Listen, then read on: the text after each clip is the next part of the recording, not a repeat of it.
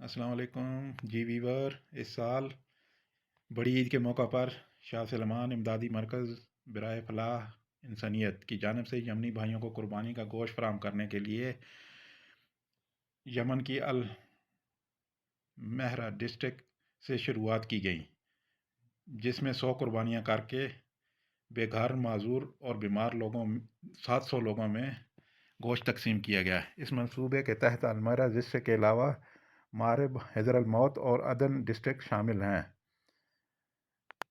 تقریباً ان ڈسٹرکٹ کے 4000 خاندانوں کے 28,000 لوگ اس گوشت سے مستفید ہوں گے۔ ہر خاندان کو تقریباً آدھا ذبیحہ دیا جائے گا۔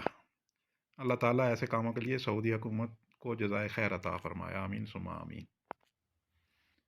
ایک اور خبر قربانی کے گوشت کے حوالے سے مکہ مکرمہ سے ہے کہ طائف کی بلدیہ کی ٹیموں نے 45 کے قریب ذبح کیے ہوئے قربانی کے جانور ضبط کیے ہیں، جنہیں غیر قانونی طور پر طائف منتقل کیا جا رہا تھا۔ یاد رہے کہ حج کے ایام میں قربانی کے جانوروں کو قریبی شہروں میں لے جا کر سستے داموں فروخت کیا جاتا ہے۔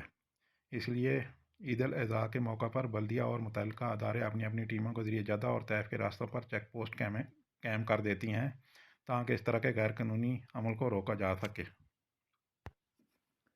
گورنر مکہ مکرمہ شہزادہ خالد الفیصل نے خادم حرمین شریفین شاہ سلمان کی نیابت کرتے ہوئے غلاف کعبہ کلید برادر ڈاکٹر صالح شیبی کے حوالے کر دیا۔ عاجل نیوز کے مطابق امسال پہلی بار غلاف کعبہ ہجری سال کے پہلے ماہ محرم میں تبدیل کیا جائے گا۔ غلاف کعبہ کے کلید برادر ڈاکٹر صالح شیبی کے حوالے کرنے کی تقریب میں گورنر مکہ ریجن شہزادہ خالد فیصل کے ہمراہ ڈپٹی گورنر شہزادہ بدر بن سلطان اور امور حرمین شریفین کے سربراہ اعلیٰ ڈاکٹر عبدالرحمن سدیسوی موجود تھے۔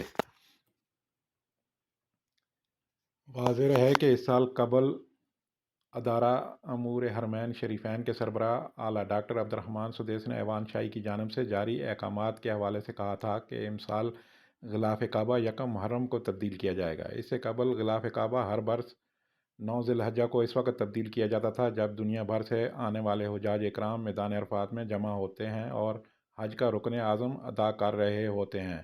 اس وقت مسجد الحرام میں زائرین کی تعداد نہ ہونے کے برابر ہوتی تھی، اس لیے آسانی سے غلاف کعبہ تبدیل کر دیا جاتا تھا، لیکن اس بار انشاءاللہ یکم المحرم 1443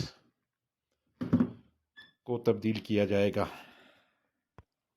چلتے ہیں اگلی خبر کی جانب۔ سعودی کمیونیکیشن اینڈ انفارمیشن ٹیکنالوجی کا کہنا ہے کہ مکہ مکرمہ مواصلاتی نیٹ ورک کی کارکردگی حج سیزن میں بہت زبردست رہی۔ کسی قسم کا کوئی بھی شکایت موصول نہیں ہوئی اور کہیں بھی نیٹ ورک کا مسئلہ درپیش نہیں رہا۔